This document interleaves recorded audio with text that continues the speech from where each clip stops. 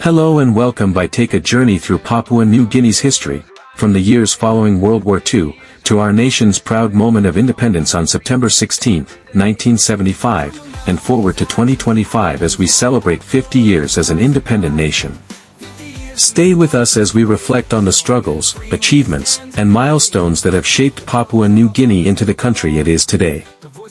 This is a focused, readable history of Papua New Guinea from immediately after World War II through 2025. I'll cover politics, major conflicts, economics, especially resource development, society, and foreign relations, arranged roughly by period so you can follow the arc from colonial administration into the present. 1945 to 1960, War's End, Australian administration, and political awakening. After World War II, the territories of Papua, a former British possession administered by Australia, and New Guinea, a former German possession administered under UN mandate, were merged administratively as the territory of Papua and New Guinea under Australian control. Australia extended more civil administration, education and health services, but the territory remained under Australian authority. During the 1950-60, Papua New Guineans began to organize politically, urbanize and create educated leadership that would later demand self-government.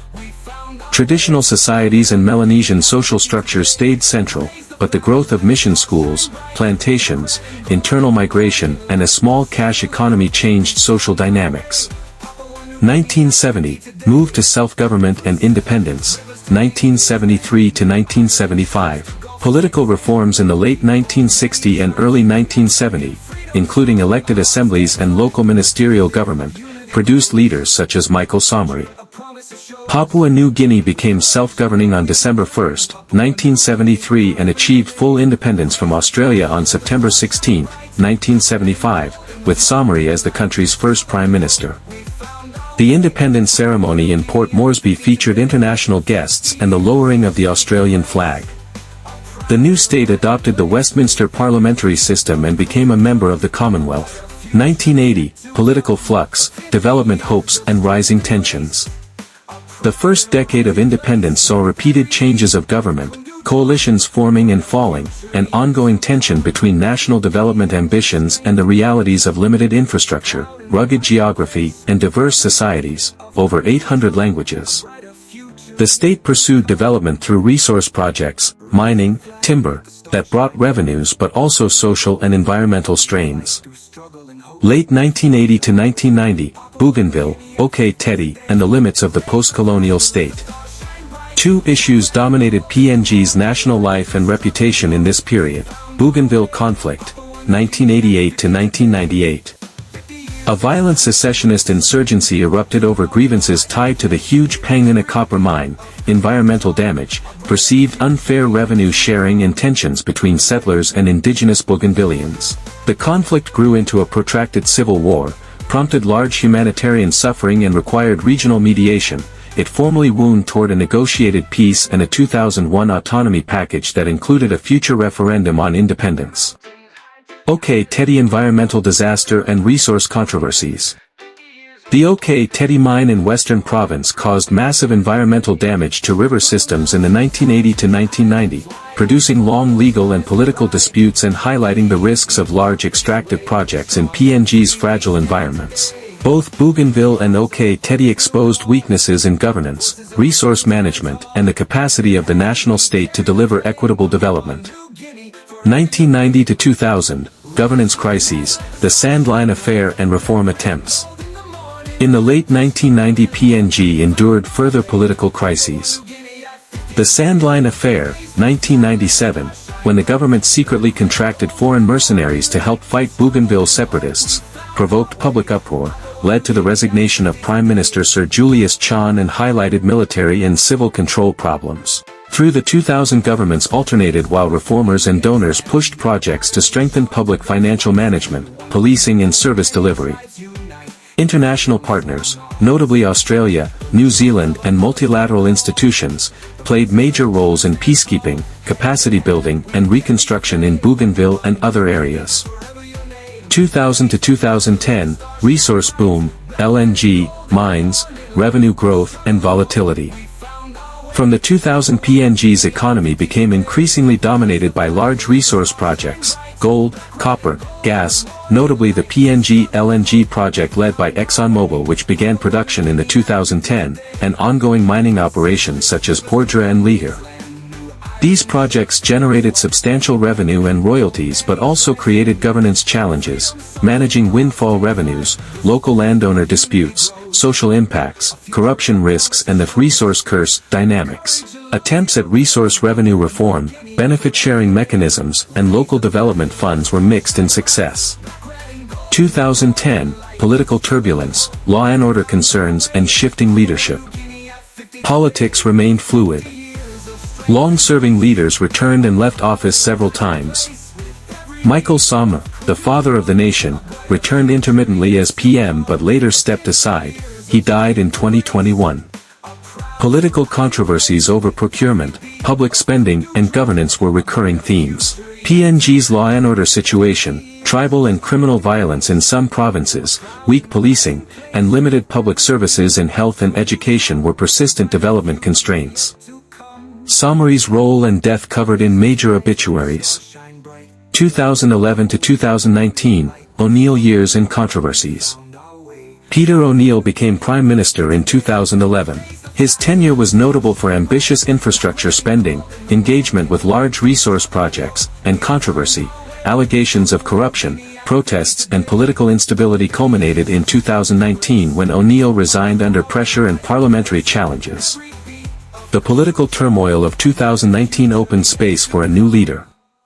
2019 to 2025, James Marape, Bougainville referendum and geopolitics. James Marape, PM since May 2019. After O'Neill's resignation, James Marape emerged as Prime Minister, May 2019, and has led the country through a period focused on resource nationalism, greater control/negotiation over resource deals, revenue management and foreign relations balancing. Marape's government emphasized "Take Back PNG" themes on resource contracts and sought to translate resource wealth into national development. Bougainville referendum, 2019. Under the Bougainville Peace Agreement a non-binding referendum was held in December 2019, an overwhelming majority voted for independence. That result set a process of negotiation between the autonomous Bougainville government and the PNG national government about a possible pathway to independence and transition arrangements. The referendum was non-binding and requires parliamentary and further implementation steps. Elections and politics. The 2022 general election confirmed Marape's political strength and Panga Pati's lead. Marape continued as Prime Minister and his coalition pursued a program of resource negotiations and ties with regional partners. Election reporting and IPU data show Pangu's strong seat outcomes in 2022. Foreign policy and security, Australia, China and the Pacific. PNG has sought to balance ties with Australia, long-standing security and development partner, and growing economic engagement with China. In the early 2020 Marape and his government repeatedly stressed the need for economic partnerships while safeguarding sovereignty. Regional moves and Australian initiatives, including defence cooperation and development packages, intensified amid broader Pacific geopolitics. By 2024 to 2025 Australia and PNG were deepening defence and security cooperation while PNG also cultivated diversified economic relationships. 50th Independence Anniversary, 2025. In 2025 PNG marked 50 years of independence, a major national commemoration that generated reflection on achievements and the challenges that remain: governance capacity, infrastructure, service delivery, rural development, youth unemployment and the environmental impacts of resource extraction. Coverage around the 50th anniversary highlighted both pride and critical assessment of how much the country has achieved relative to early hopes. Continuing challenges and prospects, themes to 2025. Governance and corruption. PNG's politics remain characterized by personality-driven coalitions, frequent motions of no confidence in some periods, and ongoing challenges reforming public financial management and reducing corruption. Resource dependency and inclusion. Natural resources drive much of GDP and exports, but turning resource wealth into broad-based development, better roads, clinics, schools, and jobs, remains elusive in many provinces. Geography and service delivery. PNG's rugged terrain and fragmented population, many small language groups and remote settlements, make delivering health, education, and infrastructure costly and slow. Bougainville's future. The Bougainville referendum result means a transition period of negotiation. Independence is possible but requires constitutional, parliamentary, and negotiated arrangements. Regional geopolitics. PNG plays an increasingly visible role in Pacific diplomacy and is balancing relationships with Australia, China, and other partners to secure investment, infrastructure, and security guarantees. That concludes this special edition of PNG News Brief, tracing our nation's story from the post-war years to half a century of independence. As Papua New Guinea celebrates its 50th anniversary in 2025, we look back with pride and forward with hope for the future of our people and our land. Thank you for watching.